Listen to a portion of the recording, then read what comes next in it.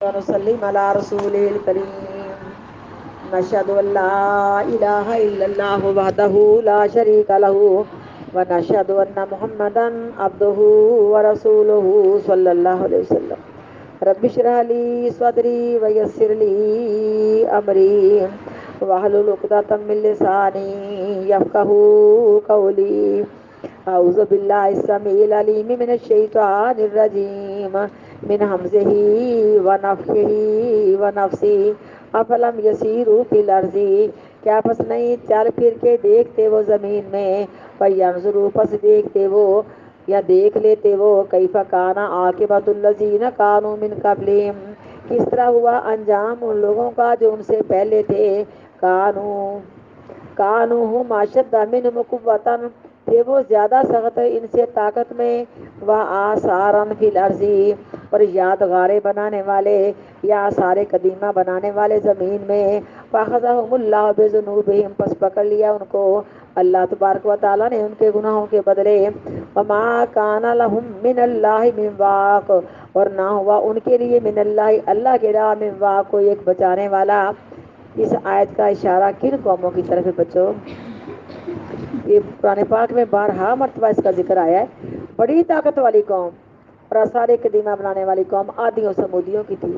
ان جیسے قد و قامت والے طاقت والے انجینئر قسم کے لوگ نہ اللہ نے پہلے پیدا کیا اور نہ قیامت تک پیدا ہوں گے۔ بڑے ان کے قد تھے اور بڑی ان کی عقل مندی تھی، بڑی سمجھ تھی۔ وہ مکانات اپنی رہائش کے علاوہ یادگاروں کے طور پہ بنا لیتے، یعنی آثار قدیمہ میں بڑا کچھ بناتے، جس کا آثار قدیمہ کے اندر بڑا کچھ ہے۔ سورۃ یاسین میں آثار قدیمہ بڑا ہے نا۔ آثار قدیمہ کے اندر وہ سارے لوگ ہیں جو نیکی کے کام کر کر کے بڑا کچھ کر جائیں، کوئی مدرسہ بنا جائیں، مسجد بنا جائیں، بچوں کو پڑھا جائیں سال ہر سال تک، یعنی ایسے خوش قسمت بھی ہیں جن سے پڑھنے والے بچوں نے ان سے آگے بہت سلسلہ چلتا گیا کہ مدرسے اتنے ہیں کہ گننے میں نہیں آتے، اب تعارف ختم ہو چکا، بہت مدرسے بن گئے، 100 کو پڑھایا انہوں نے، 1000 کو پڑھایا، آگے سے ہزاروں بن گئے، تو یہ ان کے آثار قدیمہ ہوئے۔ انہوں نے اپنا صدقہ جاریہ کے لیے سب کچھ بنایا۔ لیکن یہ لوگ دیکھو نا، اپنی مقدر اپنے اپنے ہوتے ہیں، کوئی دین کے کام کا آغاز کر کے اللہ تعالیٰ کے یہاں مستقل صدقہ جاریہ والے کام کر جاتا، فرمایا جب انسان مرتا ہے تو اس کا نامہ اعمال بند ہو جاتا ہے۔ 3 قسم کے لوگ جو صدقہ جاریہ کی شکل میں اپنی اولاد کو چھوڑ جائیں، مدرسہ بنا کے چھوڑ جائیں، مسجد بنا کے چھوڑ جائیں، کوئی اور کام اس طرح کر جائیں، یا وہ اپنے بچوں کو دین کا علم سکھا جائیں، یا کوئی رفاع امہ کے کام کر دیں، پانی لگوا دیں، مسافروں کا انتظام کر دیں، سڑکیں بنا دیں، راستہ صاف کر دیں، گٹر کھلے کروا دیں، جو بھی ان کی معمولات ہیں سب کچھ کریں، یہ آثار قدیمہ کے اندر ہیں۔ اور کچھ لوگ ایسے ہیں کہ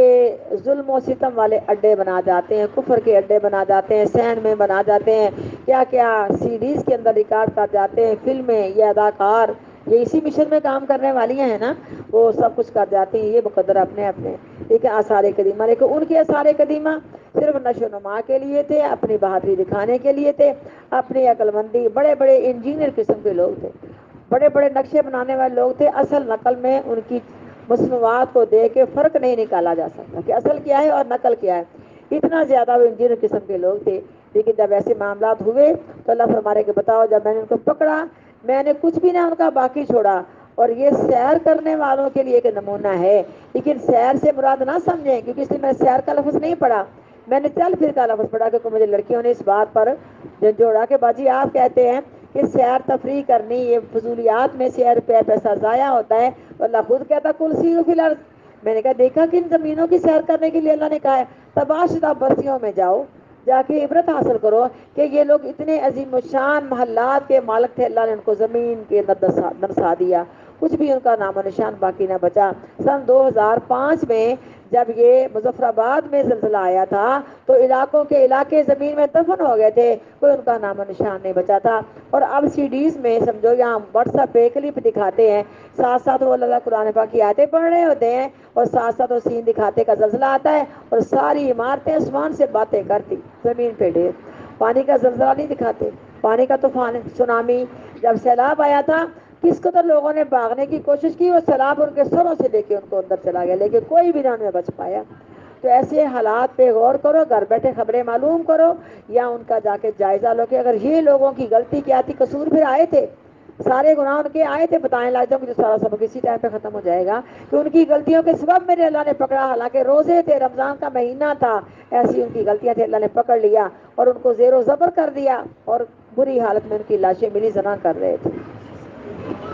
تو یہ اللہ فرماتے ہیں کہ وہاں کا جائزہ لو، مرد حضرات دیکھ کے اپنی آنکھوں سے دیکھ کے آئے، جو لوگ اس وقت موجود تھے، بچ گئے تھے دور دراز کے علاقوں میں، انہوں نے کہا قیامت کا منظر تھا، پہاڑوں کی سلائڈنگ تھی، شور و غل تھا، یہ دھماکے تھے، یہ آگ تھی، یوں لگا کہ واقعی پہاڑ ٹکرا رہے ہیں، اب یہ قیامت کا ایک منظر ہے، لیکن وہ تھوڑے علاقے پہ قیامت قائم ہوئی تھی، سارے علاقے پہ نہیں۔ جب قیامت قائم ہوگی تمام پہاڑ آپس میں ٹکرا جائیں گے، آسمان زمین ایک دوسرے کے اوپر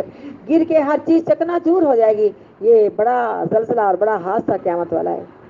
اولم یسیروا فی الارض، کیا بس نہیں چل پھر کے دیکھ لیتے وہ زمین میں، فینظروا پس دیکھ لیتے وہ کیف کان عاقبۃ الذین کانوا من قبلہم، کس طرح ہوا انجام ان لوگوں کا جو ان سے پہلے تھے۔ کون تھے یہ لوگ؟ عادی اور سمودی۔ کانوا هم اشد منهم قوة وآثارا فی الارض، تھے وہ زیادہ سخت ان مکہ والوں سے طاقت میں اور آثار قدیمہ بنانے والے یا پھر نشانیاں بنانے والے زمین میں۔ فاخذهم اللہ بذنوبہم، بس پکڑ لیا ان کو اللہ تبارک و تعالیٰ نے ان کے گناہوں کے بدلے۔ وما کان لهم من اللہ من واق، اور نہ ہوا ان کے لیے اللہ کے علاوہ کوئی ایک بچانے والا۔ ذالک بانہم کانت تاتیہم رسلہم، یہ عذاب ان کو اس لیے ہوا، اللہ کہتے ہیں ان کے پاس رسول آئے تھے، بینات لے کے آئے تھے، لازوال دلیلیں لے کے آئے تھے، انہوں نے سب کو جھٹلایا، کہا کچھ نہیں اللہ نے اتارا، کچھ بھی نہیں، بس دنیا کی زندگی کھا لو، عیش کر لو اور مر کے مٹی ہو جانا، کس نے ہمیں پوچھنا ہی نہیں ہے۔ یہ اللہ کے عذاب اس لیے بِأَنَّهُمْ كَانَتْ تَأْتِيهِمْ رُسُلُهُمْ،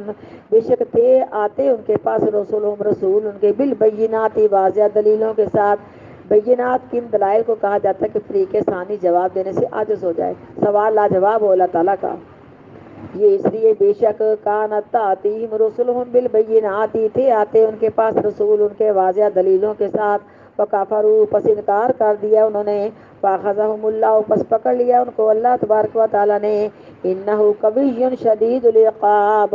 بے شک اللہ تعالیٰ سخت طاقت والا، سخت عذاب کرنے والا ہے۔ وَلَقَدْ أَرْسَلْنَا مُوسَىٰ بِآيَاتِنَا وَسُلْطَانٍ مُّبِينٍ، اور البتہ تحقیق بھیجا ہم نے موسیٰ علیہ السلام کو اپنی نشانیوں کے ساتھ اور کھلم کھلی دلیلوں کے ساتھ، کیونکہ دلیلیں پیغمبروں کی سند ہوا کرتی ہیں، اور موسیٰ علیہ السلام کے پاس دو ذاتی معجزے تھے، یہ سارا واقعہ ہم نے قرآن میں بارہا مرتبہ پڑھا ہوا ہے۔ دو ذاتی معجزے، اپنے ہاتھ کو بغل میں ایسے چھپا کے نکالتے تو چاند سورج سے زیادہ چمکتا ہوا کہ پاس بیٹھنے والوں کی آنکھیں بند ہو جاتی۔ وہ اپنا عصا جس کو مختلف کاموں کے لیے رکھا ہوا تھا زمین پہ ڈالتے تو مختلف حالات کہتے تھے، کبھی چھوٹا سانپ، کبھی بڑا سانپ، کبھی اژدہا، کبھی جان، کبھی کچھ بن جاتا۔ یہ ذاتی دو معجزے تھے، اور باقی 9 معجزے جو قوم پر اللہ کے عذاب آئے تھے وہ تھے۔ اللہ کہتے ہیں ایسی دلیلیں لے کے آئے جو کہ ان کے نبی ہونے کی سندیں تھیں، لیکن فرعون، حامان اور قارون شداد نے ان کو جھٹلایا اور اپنے آپ کو مصر کا رب کہلوایا۔ اور البتہ تحقیق بھیجا ہم نے موسیٰ علیہ السلام کو اپنی نشانیوں کے ساتھ اور کھلم کھلے غلبے کے ساتھ، اِلیٰ فرعون وحامان وقارون، فرعون کی طرف اور حامان کی طرف اور قارون کی طرف۔ اس کا تفصیل ہم نے پڑھی، حامان وزیر تھا فرعون کا اور قارون تضاد بھائی تھا۔ فقالوا، پس کہا بدقسمت لوگوں نے، ساحر کذاب، نعوذ باللہ جادوگر ہے، جھوٹ بولنے والا۔ فلما جاءہم بالحق، پر جب آئے ان کے پاس موسیٰ علیہ السلام حق کے ساتھ، من عندنا، ہماری طرف سے، قالوا اقتلوا ابناء الذین آمنوا معہ، کہا انہوں نے قتل کر دو ان لوگوں کے بیٹوں کو، یعنی بنی اسرائیلیوں کے بیٹوں کو، آمنوا معہ جو ایمان لائے موسیٰ علیہ السلام کے ساتھ۔ واستحیوا نساءہم، ایک حکم انہوں نے اس وقت جاری کیا تھا جب ابھی موسیٰ علیہ السلام پیدا نہیں ہوئے تھے، اور دوسرا حکم موسیٰ علیہ السلام پیغمبر بن کے آ گئے تو پتہ نہیں ان کو کام ہوگا، میرے ساتھ جاؤ پتہ کرو۔ تو دوسرا حکم اس وقت جاری کیا جب یہ جادوگروں کو شکست ہو گئی، وہ اسلام لے آئے۔ اس وقت کے فرعون، پہلا فرعون رہا مسیح تھا اور دوسرا بن فتح تھا، اور دوسرے فرعون نے کہا میرے باپ والا قانون وہ جاری ہو جائے گا، اب دوبارہ تمہارے بیٹے ذبح ہونے شروع ہو جائیں گے، بیٹی کو زندہ رکھا جائے گا۔ یہ بنی اسرائیل کی قوم رونے لگ گئی، چیخ و پکار کی کہ موسیٰ جی کیا بنے گا، ہماری تو نسلوں کی نسلیں ذبح کر دی اس نے۔ تو کہا تمہارا تقویٰ دیکھے گا، تمہارا اللہ تعالیٰ عمل دیکھے گا، اور تمہارا اللہ تعالیٰ علم دیکھے گا، تو تمہارے ساتھ اللہ تعاون کرے گا، فکر نہ کرو، اللہ تمہارے ساتھ ہے۔ اور جب آئے ان کے پاس موسیٰ علیہ السلام حق کے ساتھ، من عندنا ہماری طرف سے، قالوا اقتلوا ابناء الذین آمنوا کہا انہوں نے قتل کرو ان لوگوں کے بیٹوں کو، یعنی بنی اسرائیلیوں کے بیٹوں کو، آمنوا معہ جو ایمان لائے موسیٰ علیہ السلام کے ساتھ، واستحیوا نساءہم اور زندہ رکھو یا زندہ چھوڑو ان کی بیٹیوں کو، وما کید الکافرین الا فی ضلال اور نہیں تھی تدبیر کافروں کی مگر گمراہی میں، وقال فرعون ذرونی اور کہا فرعون نے مجھے چھوڑو، اقتل موسیٰ میں نعوذ باللہ قتل کر دوں موسیٰ علیہ السلام، قتل نہیں کر سکتا تھا، موسیٰ علیہ السلام اللہ کے رسول تھے، اور کہا فرعون نے چھوڑو مجھے میں قتل کر دوں موسیٰ علیہ السلام کو، وَلْيَدْعُ رَبَّهُ اور چاہیے کہ ایسی مشکل وقت میں موسیٰ علیہ السلام اپنے رب کو پکارے ہیں،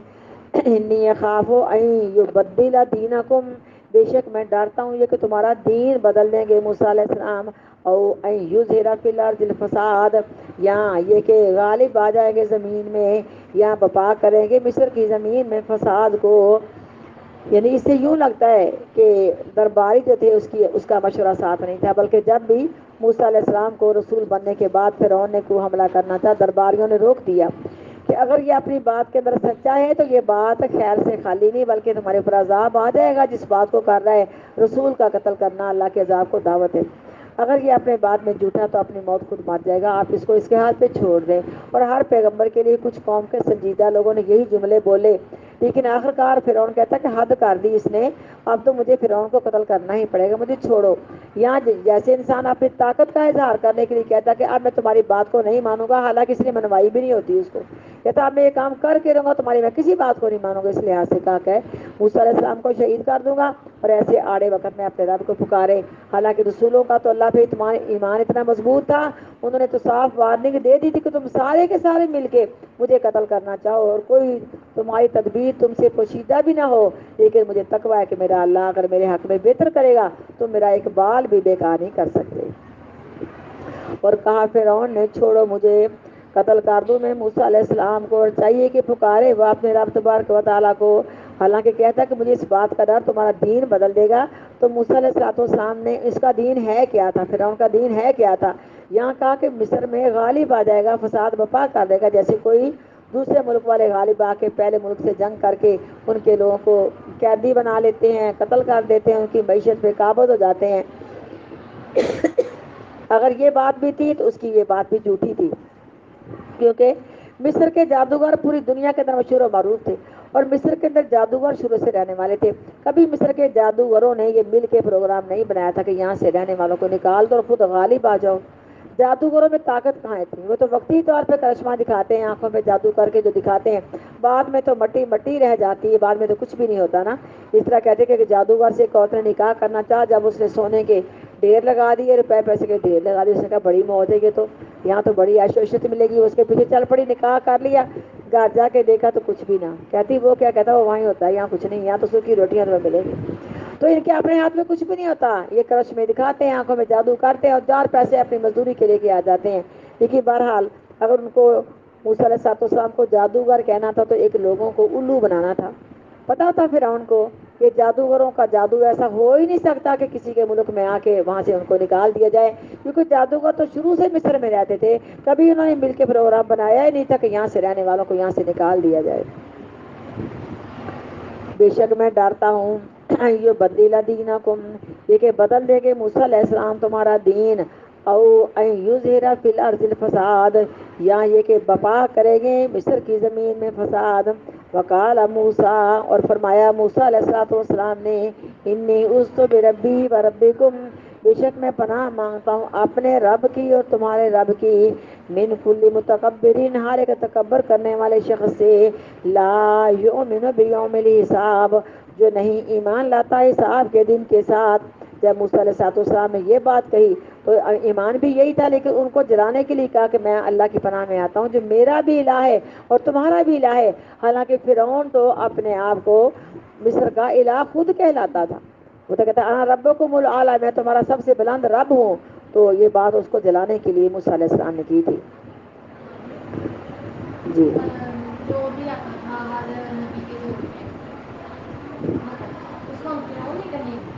نہیں نہیں، مصر کے بادشاہ کا لقب فرعون ہوا کرتا تھا، تو کیا آپ ہمارے لیسن نظر آخر میں آئی ہیں، جیسے حبشہ کا بادشاہ نجاشی کہلاتا تھا، یمن کا بادشاہ طوبہ کہلاتا تھا، اس طرح کیسر کسریٰ یہ جن کے نام تو نہیں تھے، جو کیسر تھا یہ اپنا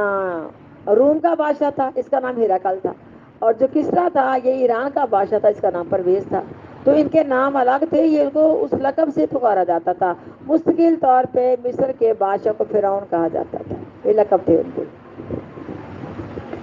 اور فرمایا موسیٰ علیہ السلام نے بے شک میں پناہ مانگتا ہوں میں اپنے رب کی اور تمہارے رب کی ہر تکبر کرنے والے شخص سے، لا یؤمن بیوم الحساب جو نہیں ایمان لاتا حساب کے دن کے ساتھ، وقال رجل مؤمن اور کہا ایک مومن آدمی نے، من آل فرعون جو فرعون کی آل میں سے تھا، یکتم ایمانہ یہ اس وجہ سے شروع کا نام المومن رکھا گیا، یہ تقریباً 3-4 رکوع میں سے مومن مرد کا ذکر آئے گا۔ اس مومن مرد کے متعلق بعض روایتوں میں آتا ہے یہ وہی تھا جب موسیٰ علیہ السلام سے اچانک آنن فانن مکہ مارنے پر ایک آدمی مارا گیا، تو اس کے بعد موسیٰ علیہ السلام منتظر ہے کہ پتہ نہیں فرعون کو خبر ہوئی ہے میرے متعلق کیا حکم جاری ہو گیا ہے، جبکہ سورۃ قصص میں آتا ہے کہ اگلا دن ہوا پھر وہ آدمی لڑ رہا ہے، پھر جب آگے کو چھڑانا چاہا اور کہا کہ تم کیوں لڑتے ہو، تو بنی اسرائیل نے سمجھا جس کل ایک فرعونی کو مارا تھا آج مجھے مارنے کے لیے آ گئے ہیں، تو وہ بول بیٹھا کہ موسیٰ جیسے کل آپ نے ایک آدمی کو مارا تھا مجھے مار رہے ہیں، اس فرعونی نے اس کو تو چھوڑا بنی اسرائیلی کو اور بھاگ کے چلا گیا فرعون کے پاس، کہتا ہے کل کے ہمارے آدمی کے قاتل موسیٰ علیہ السلام ہے، تو موسیٰ علیہ السلام ڈر کے وہاں بیٹھے ہوئے تھے کہ دیکھیں شہر کے حالات کیسے ہیں، کوئی میرے متعلق کوئی قانون تو نہیں فرعون نے نافذ کر دیا، تو جب فرعون کو پتہ چل گیا کہ کل ہمارے قاتل جو آدمی کے قتل کرنے کا قاتل ہے وہ موسیٰ علیہ السلام ہی ہے، تو فرعون نے فوراً کہہ دیا کہ اس کو پکڑو اور پھانسی دے دو۔ وہ اس آدمی جو تھا نا مومن بندہ، یہ ابھی تو موسیٰ علیہ السلام اللہ کے پیغمبر بھی نہیں بنے، تو ایمان لانے کا سوال پیدا نہیں ہوتا، لیکن یہ تھا کہ جو بنی اسرائیلیوں پہ ظلم و ستم ڈھائے جا رہے تھے، یہ کچھ لوگ اس کو برا جانتے تھے کہ وہ بھی تو آخر انسان ہے، ان سے ایسے کام لیے جاتے ہیں پھر ان پر ایسے ظلم کیے جاتے ہیں، تو گویا کہ دلی ہمدردی تھی اس آدمی کو بنی اسرائیلیوں کے ساتھ، لیکن جب فرعون نے کہہ دیا کہ پھانسی دے دیا جائے، یہ بھاگتا ہوا آیا دوڑتا ہوا کہا موسیٰ جی نکل جاؤ، فرعون نے تمہارے خلاف فیصلہ سنا دیا پھانسی دینے کا، اور وہاں سے موسیٰ علیہ السلام سر پر دوڑے کے مدین چلے گئے، وہاں 10 سال رہ کے واپس آئے، یہی آدمی تھا، لیکن جب 10 سال رہ کے واپس آئے اس نے اسلام قبول کر لیا، تو موسیٰ علیہ السلام نے سر عام کھلے عام آ کے ایوان صدر میں دین کی دعوت دی، اس وقت اس نے کلمہ پڑھ کے اسلام قبول کر لیا کہ اپنے ایمان کو چھپاتا تھا، ابھی اپنا ایمان واضح نہیں کرتا تھا۔ وقال رجل مؤمن نے کہا ایک آدمی نے جو ایمان لایا تھا کہ مومنوں میں سے تھا، من آل فرعون تھا وہ فرعون کی آل میں سے، یکتم ایمانہ چھپاتا تھا وہ اپنے ایمان کو، اتقتلون رجلا کیا تم قتل کرنا چاہتے ہو ایک آدمی کو، ان یقول ربی اللہ یہ کہ کہتا ہے وہ رب میرا اللہ تبارک و تعالی ہے،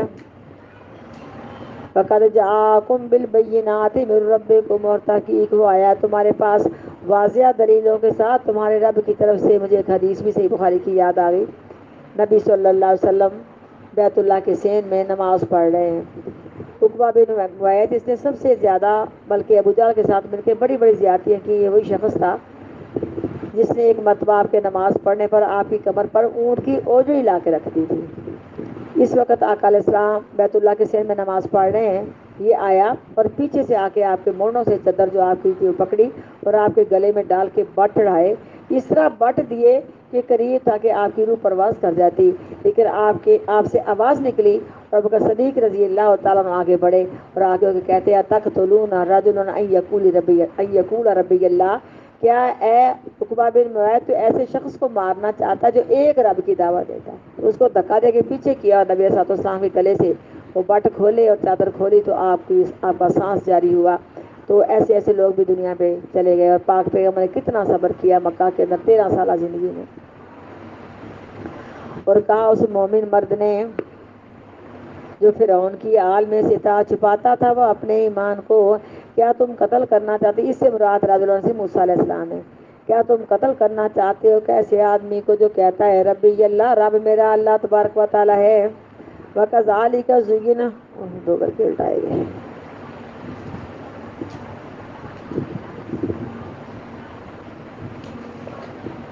فقد جاءکم بالبینات من ربکم اور تحقیق وہ آیا تمہارے پاس واضح دلیلوں کے ساتھ تمہارے رب کی طرف سے، وہی یا کو کاذبن، اور وہ نعوذ باللہ جھوٹ بولنے والا ہے، فعلیہ کذبہ، بس اسی پر گناہ ہے یا اسی پر بوجھ ہے اس کے جھوٹ بولنے کا، وہی یا کو صادقن، اور اگر ہے وہ سچ بولنے والا، یصبکم بعض الذی یعدکم، پہنچے گا تم کو بعض وہ عذاب کے وعدہ دیتا ہے وہ تم کو ڈرایا، اگر جھوٹ بولتا ہے تو جھوٹ کے پاؤں نہیں ہوتے، جھوٹ اپنی موت مر جاتا ہے، اگر سچ بولتا تو مجھے ڈر ہے کہیں تم پر وہ عذاب نہ آ جائے جس کا تمہیں وعدہ دے رہا ہے۔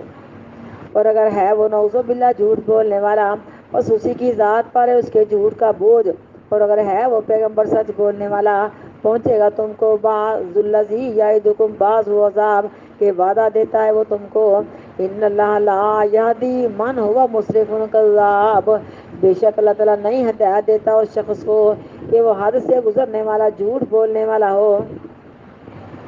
یا قومی لکم الملک اليوم، اے میری قوم کے لوگوں، لکم الملک اليوم، تمہارے لیے بادشاہی ہے مصر کی آج کے دن، ظاہرین فی الارض، تم ہی غالب ہو مصر کی زمین میں، یعنی کہا کہ تمہارے پاس بڑے بڑے عہدے ہیں، تم مصر کے مالک ہو، ٹھیک ہے، بتاؤ کہ اللہ تعالیٰ کے عذاب جب آئے گا، اللہ کا عذاب پیغمبر کے کہنے پر، ہماری مدد کون کرے گا، ہمیں کون بچائے گا؟ اے میری قوم کے لوگوں، تمہارے لیے بادشاہی ہے آج کے دن مصر کی، ظاہرین فی الارض،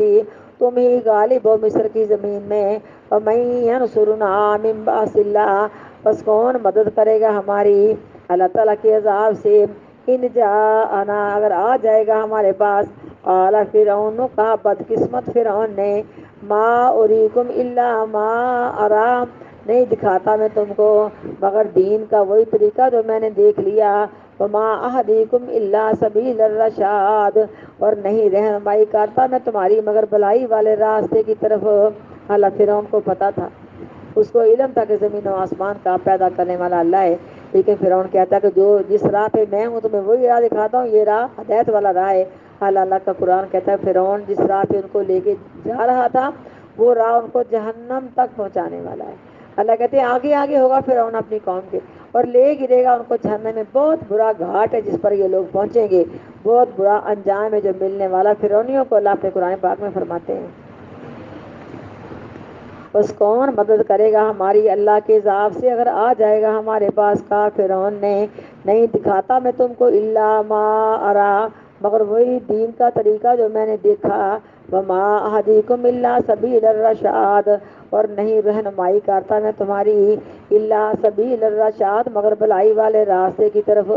وقال الذی آمنا، اور کہا اس شخص نے جو ایمان لے آیا تھا، یا قومی، ہے میری قوم کے لوگوں، انی اخاف علیکم مثل یوم الاحزاب، بے شک میں ڈرتا ہوں تم پر پہلے گروہوں کے عذاب کے مثل دن نہ تمہارے اوپر، یعنی تو پہلی گروہوں پر اللہ کے عذاب کے دن آئے، تمہارے اوپر اس طرح کے دن نہ آ جائیں۔ اے میری قوم کے لوگوں، بے شک میں ڈالتا ہوں علیکم تم پر مثل یومن، ان دنوں کے مثل، یا ان دنوں کے مثل عذاب سے، العذاب جو پہلے گروہوں پہ آیا، مثل ابھی قوم نوح وعاد وثمود، قوم کے لوگوں کے یا نوح علیہ السلام کی قوم کے لوگوں کے عذاب کی مثل، و عادن، اور عادیوں کی مثل، و ثمود، اور سمودیوں کی مثل، عادیوں کو اللہ نے ہواؤں کے ساتھ اڑا دیا اور سمودیوں کو کڑک سے اللہ نے تباہ کر دیا۔ نوح علیہ السلام کے قوم کے عذاب کی مثل، اور عادیوں کے عذاب کی مثل، اور سمودیوں کے عذاب کی مثل، والذین من بعدہم، اور وہ لوگ جو ان کے بعد تھے،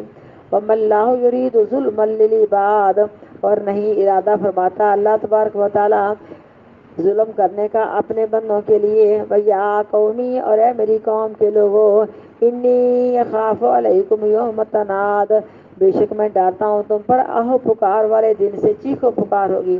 کبھی زندگی میں آپ نے کسی جگہ کو حادثہ دیکھا ہوگا، کوئی چھت گر گئی ہے، کوئی گھر کو آگ لگی، پوری گلی میں چیخو پکار شروع ہو جاتی ہے، تو قیامت والے دن اس حالات میں، اس ہنگامے میں تو ساری دنیا یکدم چیخ مارے گی، لیکن ساتھ ہی ان کی موت واقع ہو جائے گی۔ اور قیامت والے میدان میں جب جہنم میں جہنمیوں کو ڈال دیا جائے گا، جہنم کو ایسا جوش آئے گا، جہنمی آپس میں صرف چیخنے چلانے کی، دھاڑے مارنے کی آوازیں سنیں گے، اور ان کو کوئی بھی آواز سنائی نہیں دے گی، ہر ایک کو عذاب ہو رہا ہے، وہاں خوشی کسی کو ہے ہی نہیں، کسی نے خوش ہونا ہے۔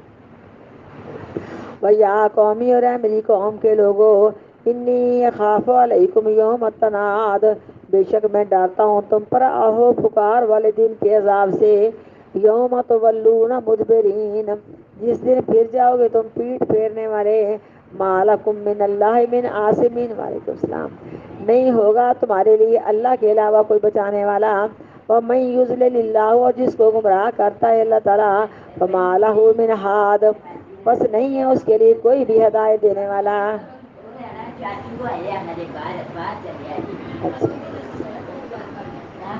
تھوڑا 2 منٹ ٹھہرو بس مہربانی پلیز، تھوڑا دیر بس، تھوڑا دیر آئیے۔ اعوذ باللہ من الشیطان الرجیم، اور جس کو گمراہ کرتا ہے اللہ تبارک و تعالیٰ، فما لہ من ہاد، بس نہیں ہے اس کو کوئی بھی ہدایت دینے والا۔ وَلَقَدْ جَاءَكُمْ يُوسُفُ مِنْ قَبْلُ بِالْبَيِّنَاتِ، اور البتہ تحقیق آئے تمہارے پاس یوسف علیہ السلام اس سے پہلے، بالبینات، واضح دلیلوں کے ساتھ، فما زلتم فی شک منہ، بس ہمیشہ رہے تم شک میں، مما جاءکم، جو آئے تمہارے پاس بھی اس کے ساتھ، حتی اذا ہلک، یہاں تک جب فوت ہو گئے، کل تم کہا تم نے، لن یبعث اللہ من بعدہ رسولا، ہرگز نہیں بھیجے گا اللہ تعالیٰ اس کے بعد کسی بھی رسول کو، کذالک یضل اللہ من هو مسرف مرتاب، اسی طرح گمراہ کرتا ہے اللہ تعالیٰ ہر اس شخص کو جو حد سے گزرنے والا، شک کرنے والا ہو۔ سبحان ربک رب العزت عما یصفون، وسلام علی المرسلین، والحمد للہ رب العالمین، سبحانک اللہم و بحمدک، نشہد ان لا الہ الا انت، نستغفرک و نتوب الیک۔